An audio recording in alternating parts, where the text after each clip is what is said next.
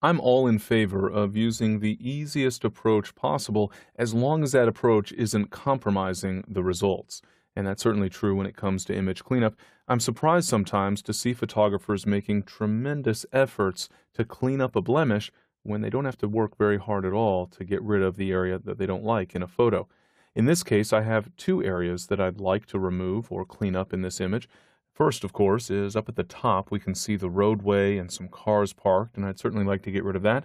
And even over on the left, there's this little blemish, a little bright spot on the trunk of the tree, and to me, that's a little bit of an eye-catching area that I want to remove so that it doesn't draw your eye away from the main subject, which is the row of trees and, of course, the leaves and the shadows.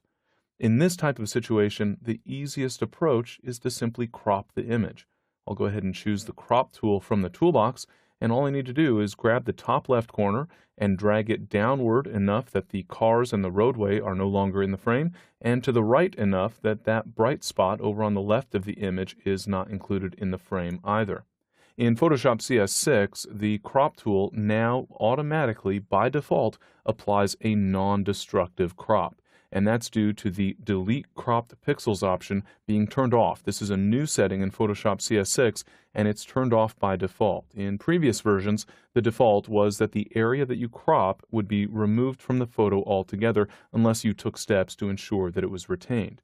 So with this checkbox turned off, I can always get back to those pixels if I decide my crop was less than ideal. In this case, though, the crop is pretty straightforward.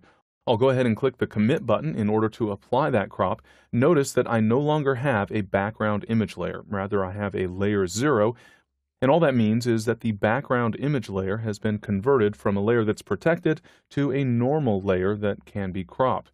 But again, in this case, the cropping was actually done in a non-destructive way. If I decide later that I'd like to get all of those pixels back, I can simply go to the Image menu and then choose Reveal All. This will enlarge my canvas to reveal all of those pixels that are just lying outside the canvas.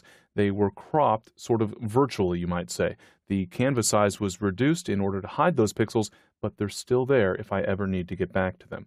I'll go ahead though and choose Edit Step Backward to go back to the cropped version of the image, and switching to the Move tool so that we don't have that bounding box, you can see that now I've removed those blemishes simply by cropping the image. A very simple approach.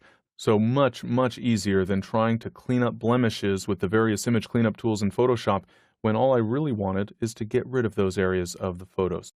So a very simple cropping of the image can help us achieve our image cleanup goals with virtually no effort at all.